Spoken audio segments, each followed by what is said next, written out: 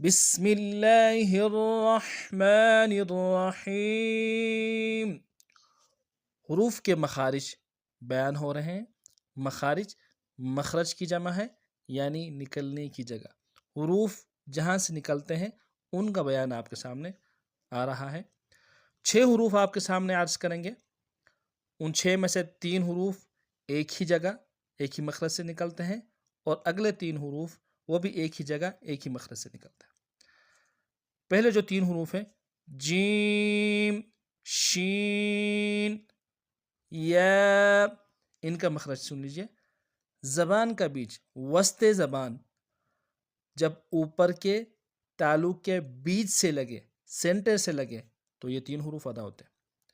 اگلے 3 حروف قاف، دال، تا، ان کا بھی ایک ہی مخرج ہے، ایک ہی نکلنے کی جگہ ہے سے یہ ادا ہوتے ہیں۔